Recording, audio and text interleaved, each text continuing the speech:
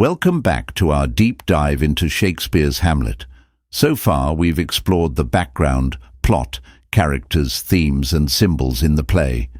In the last episode, we explored the powerful symbolism and imagery that adds hidden meaning to the story. Now, in episode 7, we turn our attention to what truly makes Shakespeare timeless, his extraordinary use of language. Hamlet isn't just a story. It's a masterpiece of words. The language is poetic, rich, layered, and emotionally powerful. Every word carries weight, and Shakespeare's brilliance shines in the way he crafts meaning through dialogue, monologue, and imagery.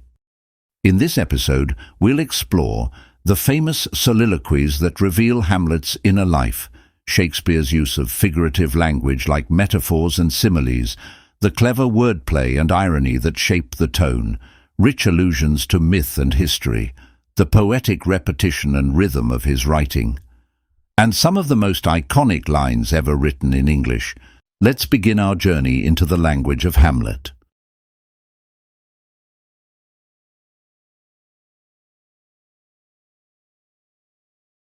Soliloquies are the heart of Hamlet. These are speeches delivered by Hamlet when he is alone on stage, speaking his thoughts aloud. In these moments, the audience gets unfiltered access to his inner world, his doubts, fears, philosophies, and emotional struggles. They are not just dramatic pauses, they are windows into Hamlet's soul. Let's look at 3 of the most important soliloquies. Oh, that this too solid flesh would melt. Act 1, Scene 2. This is the first soliloquy in the play. Hamlet is reeling from the recent death of his father, King Hamlet, and the hasty remarriage of his mother, Gertrude, to his uncle Claudius. He feels a deep sense of betrayal and despair.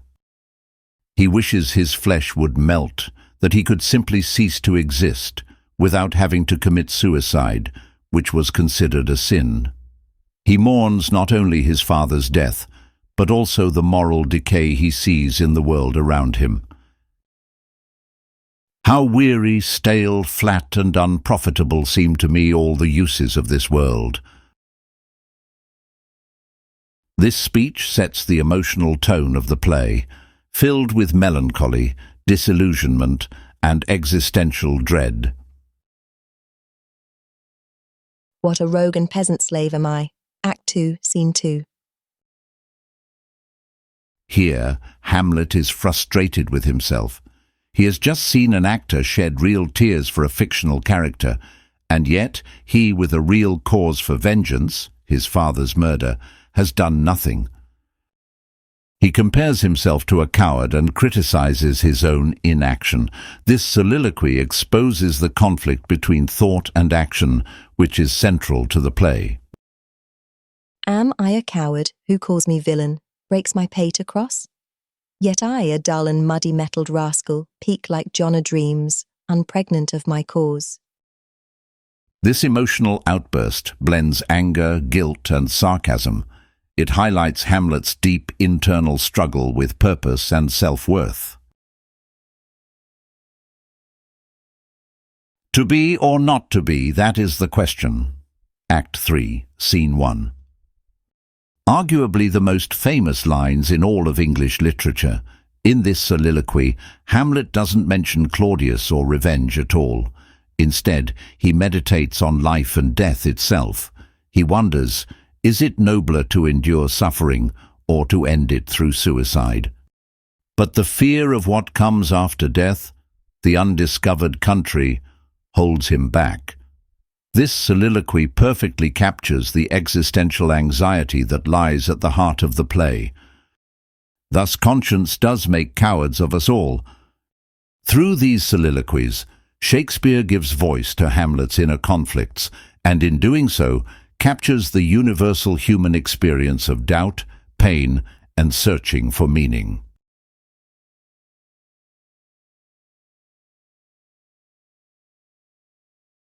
Shakespeare's figurative language turns ordinary thoughts into profound poetry.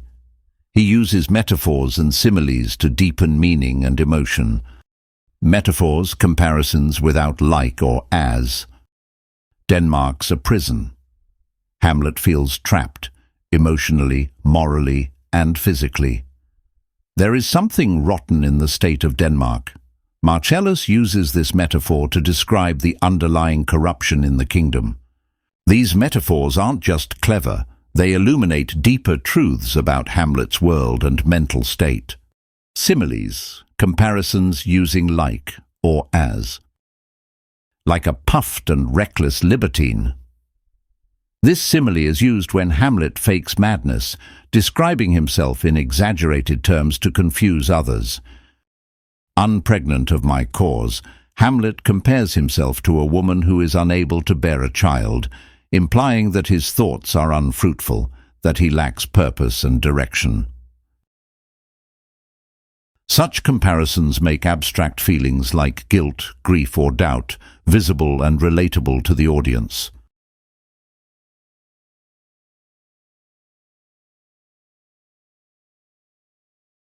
Shakespeare was a master of wordplay, and Hamlet is full of puns, riddles, and layered meanings. These aren't just witty distractions, they reveal characters' true feelings, hidden tensions, and psychological depth. A little more than kin and less than kind. When Claudius refers to Hamlet as both cousin and son, Hamlet responds with this biting pun. Claudius is now his stepfather as well as uncle, more than kin, but Hamlet doesn't view him as kind, meaning both friendly and natural. It's a cold, calculated jab.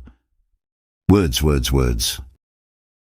When Polonius asks Hamlet what he is reading, Hamlet replies with this bored, cynical line. It's not just about books. It's a comment on the meaninglessness of the words people use around him, especially lies and flattery. Through wordplay, Hamlet often masks his pain with sarcasm, leaving others puzzled while revealing his inner conflict to the audience.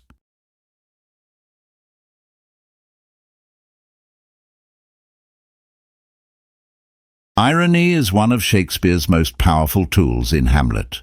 It adds depth, tension, and often a bitter sense of inevitability to the unfolding tragedy. Dramatic irony. The audience knows things the characters do not. We know Claudius murdered King Hamlet long before Gertrude or the court suspects. Hamlet pretends to be mad, but only the audience knows he's sane and calculating.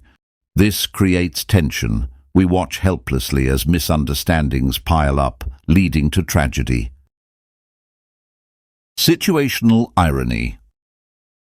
The opposite of what's expected happens.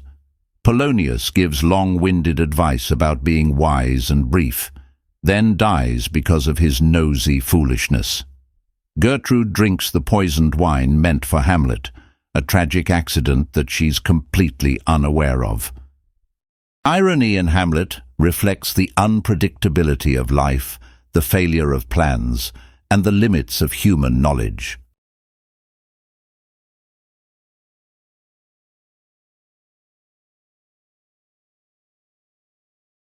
Shakespeare enriches Hamlet by referencing classical mythology, biblical stories, and historical figures. These allusions connect Hamlet's personal struggle to universal human stories. Examples: Hyperion and Satyr. Hamlet compares his noble father to the sun-god Hyperion, and Claudius to a lustful satyr, emphasizing the moral gap between them. Cain and Abel.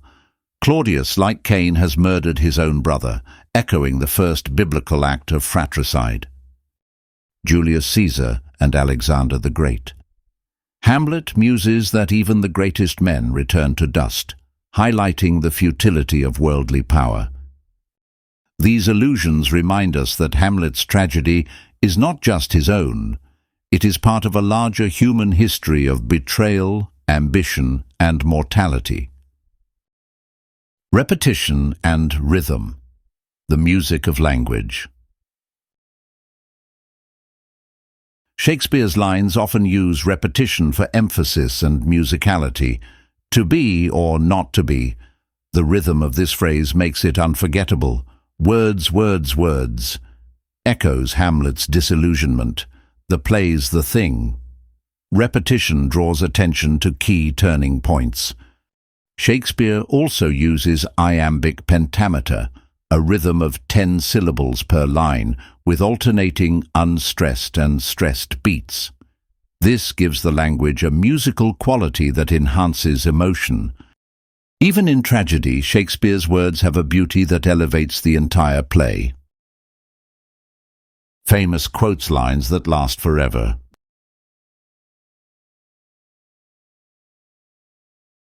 Let's revisit some of the most iconic lines from Hamlet and reflect on why they still resonate today. To be or not to be, that is the question. A universal meditation on existence. Something is rotten in the state of Denmark. A simple line that captures the mood of decay and corruption. The lady doth protest too much, methinks, still quoted today when someone appears to be overcompensating. Brevity is the soul of wit. Ironically delivered in one of the longest speeches, showing Shakespeare's own cleverness. There are more things in heaven and earth, Horatio, than are dreamt of in your philosophy. A reminder of the mystery of life beyond reason and science. These lines have entered our cultural vocabulary, not just because they sound poetic, but because they express truths that never grow old.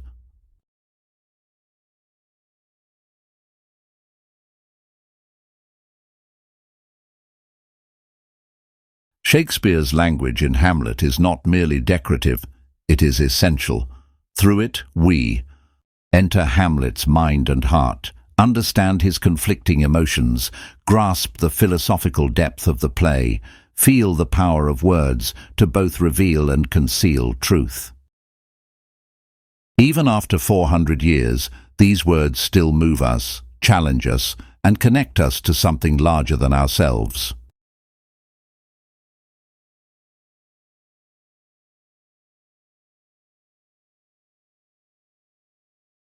In the next episode, we'll take a closer look at 5 key scenes in Hamlet.